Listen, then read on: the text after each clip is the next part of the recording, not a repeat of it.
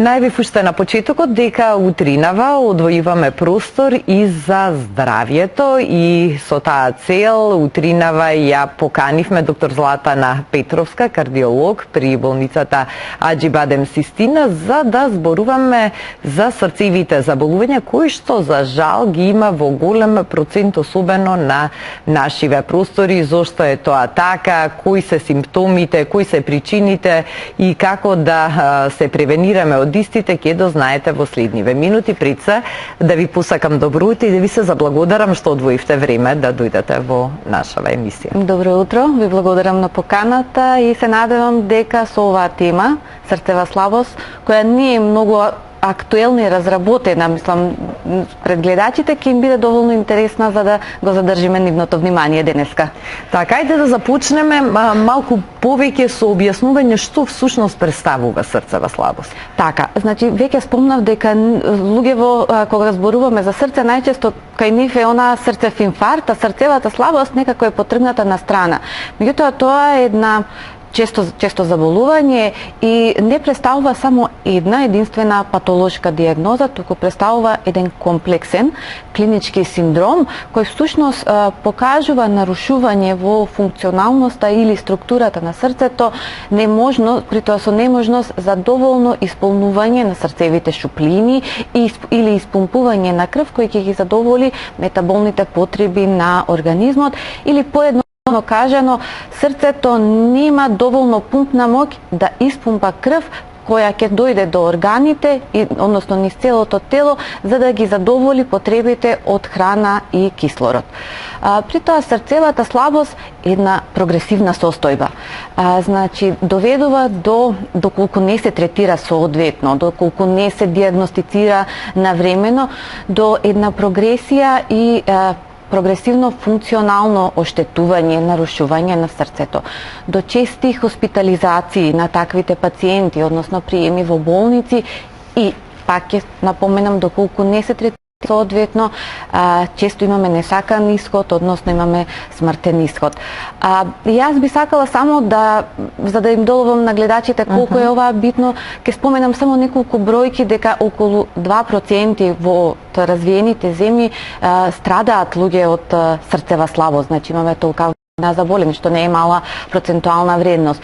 Исто така околу 5 лица од 1000 вкупно на годишно ниво во развиените земји од адултна популација ќе пројават срцева слабост.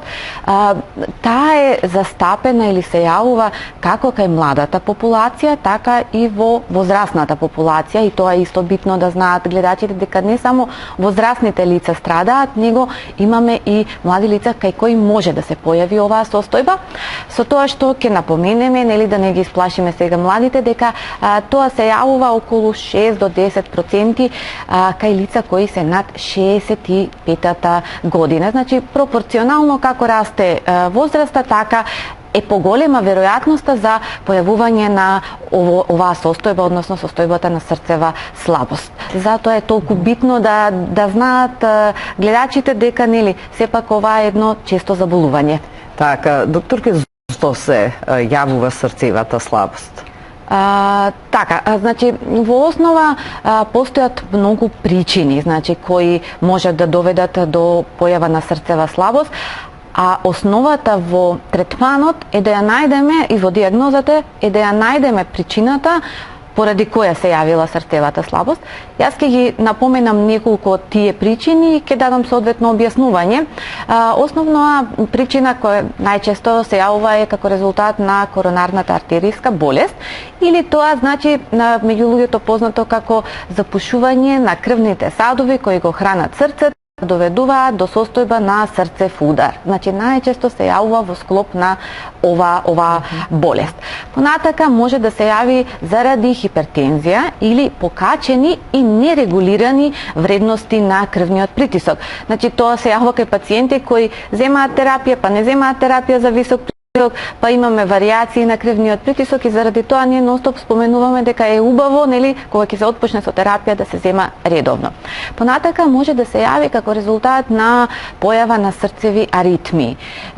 Дали се тоа потекнуваат од предкоморите, од коморите, дали се јавува како резултат на срцеви блокови, значи тоа е една од Третата причина е вака најчеста се јавува како резултат исто така и заради валвуларни болести. Тоа се стекнати или вродени валвуларни болести, за поедноставно да им биде на гледачите, тоа се кога ние ќе кажеме болни се срцевите залистоци, тоа се оние клапи кои отвараат, затвараат срцеви шуплини, значи тука е исто така наоѓаме причина за појава на срцева слабост. Кардиомиопатиите се исто така причина за појава на срцева слабост и интересно е да ги споменеме и останатите причини. Често пати интоксикацијата со алкохол може да доведе до појава на срцева слабост. Интоксикација исто така со метали, жива, кобалт, арсен предизвикува појава на срцева слабост. Во тек на бременост и после бременост може да се појави срцева слабост. Сето тоа, ние како докторите гинеколозите ја следат состојбата, а ние како кардиолози помагаме во следењето на таквите пациенти. Одредени ендокринолошки заболувања од типот на диабет, проблеми со диабет или шеќер, проблеми со тироидната жлезда и одредени употреба на одредени лекови. Кај онколошките пациенти цитостатската терапија знае да предизвика појава на срцева слабост, затоа и новите препораки велат дека ваквите онколошки пациенти имаат потреба за редовни кардиолошки и ехокардиографски прегледи. Значи, пред отпочнување на терапија со редовно следење на состојбата. Анемијата може да доведе, сепса може да доведе, одредени невролошки заболувања може да доведат, воспаление на срцевиот мускул од миокардитите, така ги викаме, најчесто од вирусна етиологија. Сега последните 2 години имавме вакви случаи со COVID-19, значи инфекциите, после тоа се јавија пациенти кои пројавија срцева слабост како резултат на ова воспаление и воспаление на срцевиот мускул. Значи има бројни причини кои доведуваат до појава на ова состојба. Кои се симптомите? Како пациентите да препознаат дека имаат срцева слабост? Сега ова е уште поинтересно, дека ова се многу неспецифични симптоми, значи и често пати многу е битна соработката на примарното здравство, значи матичните доктори и секако ние како секундарно, односно терциерно здравство, затоа што тоа не се специфични симптоми. Пациентот може да се жали на краток здив, да дојде да каже дека има тешко дишење, гушење, глад за воздух. Тоа може да се јавува во тек на мир, меѓутоа може да се јавува и во тек на напор. Може знаеме да ги прашаме пациентите како спиете навечер, дали спиете подкренати на 1-2 перници, дали спиете на рамно, значи и тоа е некој знак, значи они спијат во некоја полуседечка позиција. Појавата на отоци околу глуждовите на нозете, доколку не се фати на време, прогресира во појава на отоци по цела подколеница или пациентот комплетно отекува. Имаме една интолеранција на физичка активност. Кажува дека ќе се качи по 2 скали и не се осеќа добро, осеќа замор, осеќа гушење. Симптом кој многу ретко не му обрнуваат внимание е покачувањето на отприлика 2 на килограми во многу краток временски период. Например, пациент ќе дојде и каже качив одеднаш 2 килограми во една недела. Значи и тоа е еден од симптомите. Подуеност во стомахот, нелагодност, губење на апетит, повремено има чувство на вртоглавици, несвестици, затоа што немаме доволно исхрана до мозокот. Значи тоа се отприлика тие знаци, значи може да се појави исто така ноќна кашлица која е со некој белузлав секрет. И ова се отприлика знаците, симптомите кои бебало на пациентот да му укажат дека нешто се случува, претходно нормално, ако посебно ги имало вие ризик фактори или причинители кои јас претходно ги споменав, а исто така и на лекарите, значи да ги насочат дека еве сега е момент да се упати овој пациент на дополнителни испитувања за да се стигне до дијагнозата. Тоа значи дека доколку имаме било кој од овие симптоми, задолжително да консултираме. Да се консултира матичен доктор за да истиот понатака не го упати пациентот на правото место, а тоа е установа која ги има овие профил на доктори. како што е вашата. Како што е И нашата, токму затоа и ве викнавме тука. Значи следен чекор е да се консултира, да се посети кардиолог, да се направат тие испитувања и што потоа, што кога ќе се установи дека некој пациент има. Така, значи многу е битно да се дојде до дијагнозата, значи и која е постапката, како тече самата дијагноза? Тоа е особено битно дека во дијагнозата на срцевата слабост ние треба да се има еден мултидисциплинарен пристап. Значи треба да се има пристап со доктори кои се од различни профили, значи од кардиолози, значи дали станува збор за неинтервентен, интервентен кардиолог, аритмолог, ендокринолог, нефролог, кардиохирург, затоа што сама од поставувањето на дијагнозата и водењето на пациентот, пак ќе кажам, е битен мултидисциплинарниот пристап, кој нормално предноста што работам во институција како што е Систина ја дава тоа, значи сите профили на лекари сме тука за да одеднаш се делува на пациентот. Основно е физикалниот преглед. Значи доаѓа пациентот, убав разговор со него, да се види кои се симптомите, значи бараме симптоми, бараме знаци и бараме објективен доказ за постоење на срцево нарушување. Втор чекор после прегледот што се прави е електрокардиограмот. Електрокардиограмот ни покажува каков е срцевиот ритам, каков е пулсот или срцевата фреквенца и бараме одредени абнормалности на тој електрокардиограм кои би ни кажале дека нешто не е како што треба. Трет чекор кој по правило би требало да оди со сите препораки според Европското кардиолошко здружение кој ние ги следиме е одредување на една лабораторијска анализа, се вика натриуретичен пептид и нашата лабораторија располага со овој реаген за одредување на концентрација во крвта, значи тоа е обична лабораторијска анализа, се зема и се одредува концентрацијата на овие натриуретични пептиди, доколку истите се покачени во концентрацијата на крвта, во тој случај значи дека да станува збор за одредена срцева болест. Следен чекор или трет чекор кој е златен стандард во дијагнозата е ехокардиографијата. Значи, со ехокардиографија ние уствари правиме евалуација на структурата и функционирањето на срцето. Поедноставно кажано, ги мериме димензиите на срцето, ја одредуваме пумпната моќ на срцето и врз база на одредување на таа пумпна моќ или сточно кажано ежекционна фракција, ние понатака самата срцева слабост ја категоризираме во 3 категории и врз база на тие категории нели го применуваме соодветниот третман. Исто така со ехокардиографијата се врши евалуација и на срцевите валвули, значи се врши евалуација на срцевата кеса и ни дава отприлика една слика дали станува збор за срцева слабост или не станува збор. Постојат и плюс дополнителни дијагностички методи, меѓутоа ќе ги споменам истите, треба да се прават, тие не влегуваат во рутински испитувања, него се прават само онаму каде што има потреба, односно кај селектирани пациенти. Тоа е трансартеријалната ехокардиографија, стрес ехокардиографијата, ангиографијата или коронарографијата, кај луѓето позната, магнетна резонанца на срце, компјутерска томографија на срце. Значи, тоа се некои чекори кои понатаму се следат строго индицирани од доктор кардиолог. Не туку така да правиме, ние денеска решивме ќе правиме магнет на срце. Не, таму каде што постои строга индикација. Така, што од кога ќе се дијагностицира срцева слабост кај пациентот? Значи, веќе сме дијагностицирали срцева слабост, сега преминуваме кон третманот.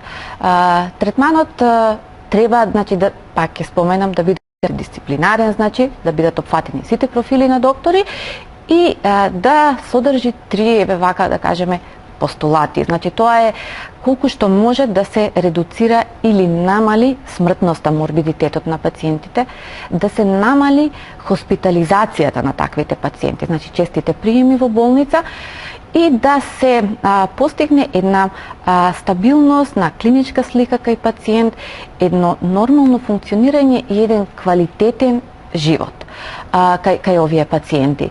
При тоа нели опфаќа фармаколошка терапија, нефармаколошка терапија, опфаќа имплантација или поставување на одредени девајси во срцето, кардиохируршки третман може да биде третманот на оваа заболување и како она најнапредно, нели, онаму каде што имаме адвенст или напредна срцева слабост, според строги критериуми, онаму каде што нема контраиндикација, доаѓа трансплантацијата на срцето. Значи тоа е последно ниво, онаму каде што нема контраиндикација, постои индикација. Меѓутоа, основно е фармаколошкиот третман, тоа значи се даваат лекови. Особено е битно лековите да бидат дадени во дози, значи кои се дозирани или титрирани за да го постигнат саканиот ефект кај пациентот. Тоа е отприлика, значи, третманот. Меѓутоа, јас би сакала да не навлегуваме многу во медицинските детали околу тоа кои лекови треба да се примаат, него повише би обрнала внимание за општите совети за ваквите пациенти. Особено е битно кај вакви пациенти да ги едуцираме ние како лекари, да знаат каков е типот на болеста, да можат сами себе да се само евалуираат. Значи тоа е особено битно. Да знаат овие пациенти кои се тие тригер фактори или тригери кои можат да предизвикат влошување на состојбата. Да ги препознаат, да го алармираат докторот. Во одредени случаеви имаат можност пациентите сами, нели, да ја спираат дозата на диуретик. Тоа е еден од лековите што се дава. Кога ќе осетат дека им се зголемуваат отоците по нозете, потешко им е дишењето, и тогаш може да си ја зголемат дозата на тој лек, меѓутоа мора да си го алармираат докторот. Достапноста на докторот е доста битна кај ваквите пациенти.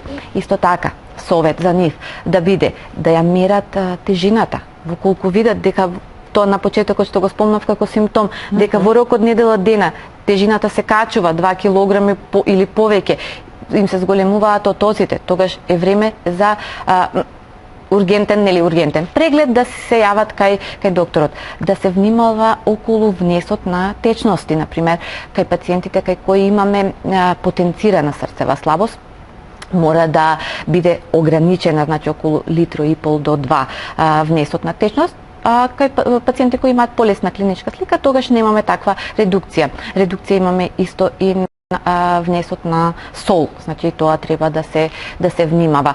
Кај овие пациенти особено е битно да сугерираме престанок на пушење. Абстиненција од алкохол онаму каде што алкохолот предизвикал појава на срцева слабост од една страна, или дозволено по една чаша црвено вино е вака како препорека, меѓутоа не повеќе од тоа. Совет исто е да се бават со редовна физичка активност која е пропишана од докторот. Не сами... Тоа и сакав да прашам, смеат ли да бидат физички активни? Така, ние препорачуваме, меѓутоа тоа треба да биде строго во договор со кардиологот кој ги води. Не на своја рака, јас од денеска ќе идам во теретана и ќе вежбам. Значи тоа мора да биде строго пропишано. Исто така битно е имунизацијата. Се ближи периодот на сезонски грип, така да тука би била препораката за вакцинација, имунизација од сезонскиот грип. И еве уште еден совет или препорака, каде да патуваат во странство, пошто тие пациенти треба, ние ги водиме како да можат да водат нормален живот, треба со себе да се носат медицински извештај и соодветна количина на лекови, и не дај Боже ако нешто се случи, да го покажат тој медицински извештај, нели, како се водени во матичната држава. Така, кажавте претходно дека генерално ги напаѓа повозрасните, но често пати знае да ги зафати и помладите луѓе. Кој е најмладиот пациент што сте го имале? Што зборуваат вашите искуства за таа старосна граница? Така, старосната граница, значи, пошто ние работиме генерално со адултна популација, тука влегува и адолесцентната популација. Можам да кажам дека сме имале пациенти и на 17 и 18 годишна возраст, после состојба на некоја прележана вироза. И некогаш доаѓаат и не знаат дека прележале вирус, ќе кажат одеднаш почнав да се гушам, не ми е добро, и кога убаво ќе го распрашаш пациентот, ќе добиеш информација дека можеби пред 10 дена имал некоја лесна настинка, некој вирус кој онака го поминал на нога, меѓутоа тој вирус си направил проблем и довел до оваа ситуација до која нели како срцева слабост. Тоа значи дека и вирусните настинки воопшто не се наивна работа, што од друга страна значи дека мораме постојано да работиме на имунитетот. Вие претходно кажавте некои општи совети за оние што веќе имаат констатирано срцева слабост. На кој начин да превенираме да не дојдеме до таква состојба? Така, превенцијата е многу битна, посебно со сегашниот начин на живот кој го имаме. Во англосаксонската литература постои така еден начин, нема соодветен превод, седечки живот. Значи ние генерално работата ни е во позиција на седење или во позиција на стоење. Затоа од старт препорачуваме колку што може повеќе физичка активност. Значи движење, пешачење, спортување, кај здрави лица се препорачува тоа.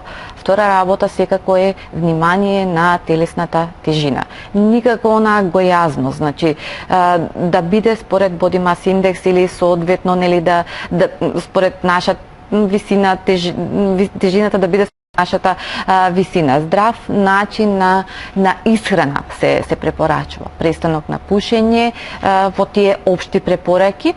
Секако исто така следење на абстиненција од алкохол, да не биде тоа секој ден пиење и нормално редовни рутински лабораториски анализи од типот на проверка на шекерот, на маснотиите во крвта и нивно регулирање, посебно таму каде што веќе имаме почеток на диабет или на хипертензија, на хиперлипидемија, значи тоа мора да се лекува, да се третира медикаментозно.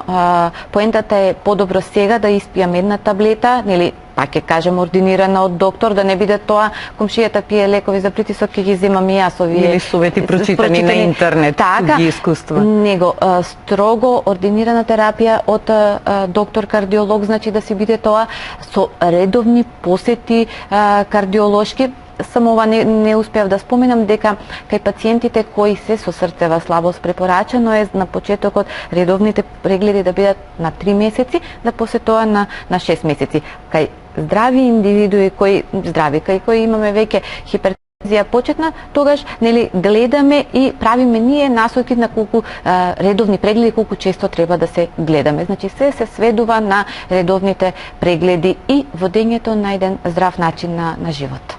Да, и водење грижа за сопственото здравје, да го слушаме телото, да ги слушаме симптомите, да ги следиме неговите знаци, за да имаме можност навреме да консултираме стручни лица и да се превземат чекори, односно да не стигнеме до состојби кои се критични и несакани по животот. Така, имаме уште 10 минути до крај, па ќе предложам од режија да вклучиме и гледачи, затоа што ова одлична можност, доколку имате некој од симптомите, сте имале претходно проблем или во моментов имате со срцева слабост, секако да се вклучите во програма и да искористите можноста да ја прашате докторката за некој совет и искуство, а во очекување на нашите гледачи, ете ќе ве прашам вас околу тие позитивни искуства на третирање на срцевата слабост и на почетокот спомнавте бројки колку често ја има во светската популација. Сметате ли дека кај нас е многу застапена? Така, кај нас е исто така застапено во нашата држава. Фактот дека ние сме народ, нели, кој многу не сакаме по доктори да одиме, некогаш и залутуваме и малку покасно се јавуваме на прегледи. Затоа и советуваме, затоа еве вака се активираме да зборуваме повеќе на оваа тема, дека најубаво е при појава на симптоми да се посети, да не чекаме да дојде до влошување на состојбата, значи да си се појавиме кај матичен доктор, тој матичен доктор после тоа да испрати нели кај соодветен лекар, кардиолог, значи за доиспитување. Тоа е особено битно за да навремено го фатиме третманот, пошто ако се фати навреме третман кај овие пациенти, имаме позитивен исход. Значи нема да се стигне до на крај што го спомнав адвенст или напредната срцева слабост, каде што ќе бараме трансплантација на срце. Така, доктор Петровски, имаме гледач, па да го слушнеме прашањето. Добро утро. Добро утро. Добро утро.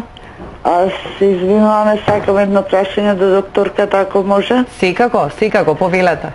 Се работи за сопругот, има 59 години. Има 3 стента, првите 2 му беа 2012 и така да после почна лекарствата да ги прима, почна малце и да се здебелува и така да не можеме да контролираме таа дебелост.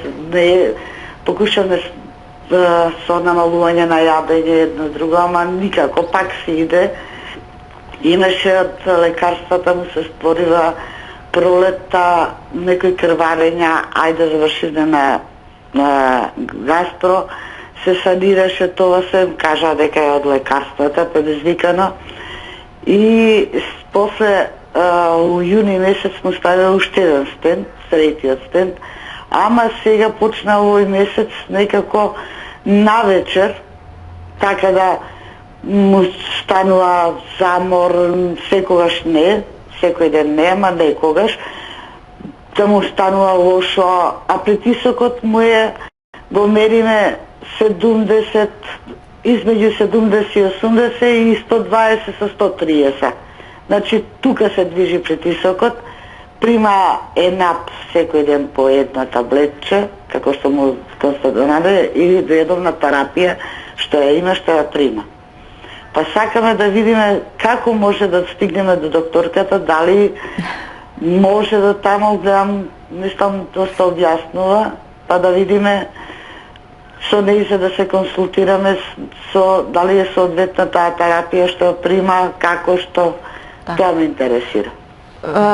Благодариме за јавувањето. Благодарам, значи слободно може да се јават нели во нашиот кол центар и таму да се договори за преглед кај мене. Инаку чести на почетокот рече дека господјата дека имал завршиле на гастро, значи сигурно примал терапија за разредување на крвта, значи тоа е аспирин, затоа што е стентиран, предпоставувам, значи она не, господјава не спомена, често пати има таков несакан ефект од тој лек, меѓутоа тоа не значи дека нели се прекинува краткотрајно, после тоа се продолжува затоа што тоа е лекот кој го стентот од повторно запушување. И сега, кај господино, значи, би препорачала секако кардиолошки преглед, кој би опфатил тоа што спомнав ЕКГ и секако ехокардиографски преглед. Бидејќи, ваму имаме пациент кој имал коронарна болест, кој е стентиран, значи имаме причина за да се појави срцева слабост. Врз база на ЕКГ-то, на ехокардиографскиот преглед, ние ќе видиме дали има срцева слабост, нема срцева слабост и врз база на тоа понатака ќе продолжиме со соодветниот третман. Сметам дека пациентот сигурно не зема само една, мислам дека мора да зема уште нешто терапија плюс, таа терапија врз база на прегледот кој би се направил би била дополнета, ревидирана, одземено или додадено во однос на лековите и секако би било препишано нели колкава физичка активност, пошто госпоѓава рече, се трудиме со диета, меѓутоа не е само внесот да се намали, мора овие лица да се движат, да бидат физички активни, за да таа дебелина, гојазно што имаат, го потрошат тој калориски внес што го имаат во вишок, значи да бидат физички активни, а тоа мора, пак ќе споменам, да биде пропишано строго од нас како доктори. По препорака на кардиолог. лекар. Имаме уште еден гледач, добро утро. Ало, добро утро, Ирена, повтор пат. Поздрав до тебе и до гостинката, до докторката. Така, повелете Слободанка со прашање. Сакам да прашам нешто, значи јас имам 67 години. Пијам, се лечам долго време од висок притисок, пијам сабајле 10 мг ЕНАП и навечер 10 мг. Сега што ми се случува последниве 2 години, а инаку многу пешачам, да речеме можеби сат и пол дневно, некогаш и 2, се зависи така. Сега ми се случува, докторка, да мене притисокот на улица ми падне, мислам многу ми кога ќе стигнам дома веќе ми е 80 со 60. Значи така ми се доближен или не знам што се случува, мене уопште не ми е добро. Значи носам вода до мене, некогаш носам и солена вода. И кога ќе се качам дома, веќе можеби некогаш ми е 80 со 65, значи 15 ми е разлика. Не знам дали таа разлика има врска. Мене воопшто не ми е добро. Кога ќе одморам дома, кога ќе почнам да јадам солено, нели па за притисокот не чини солено, сега ми е низок. И јадам солено, ќе го качам до, да речеме, до 110, добро ми е. Ама па ми после некое време па ми се качува на 150, па мене пак не ми е добро.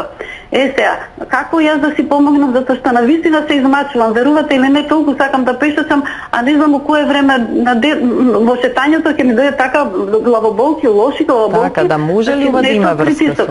Така, уште еднаш благодарам и поздрав многу. Поздрав, Слободанка, до вас. Може ли ова да има врска со срцева слабост? Па мислам дека не. Генерално ова е, госпоѓава има проблем со крвниот притисок и ова е тоа што го спомнав околу титрирањето на дозата на лекови.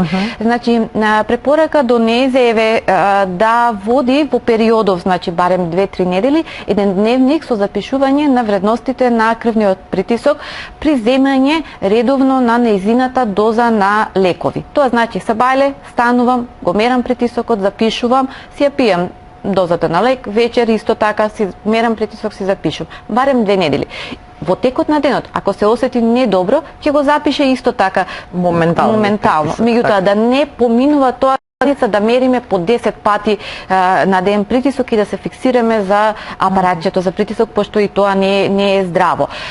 За 2 недели препорака е да се јави на совет, да преглед, за да се види дали тие лекови можат некако да се промени дозирањето, да се види кога уствари незе повисок, понизок притисок, за да може соодветните дози на лекови да се дадат така за да не ги прават овие проблеми кои ги има. Пошто ова не е нормално да падне притисокот, па после тоа да пиеме течности, солени води за да го качиме притисокот. Значи нешто со дозата не е во ред на лекот. Значи заради тоа е овој совет еве вака да се мери притисокот. Јас ви благодарам што им дадовте одговори и совети на нашите гледачи и ви благодарам секако за гостувањето. Ете, беше доктор Златана Петровска, кардиолог од болницата Аџи Бадем Систина, а со незиното гостување на тема срцева слабост го заокружуваме денешното издание на нашата емисија. Јас ви благодарам за вниманието. Внимавајте на вашето здравје и останете понатаму со телевизија Алфа. Од екипата на утринската програма ви посакувам убав ден.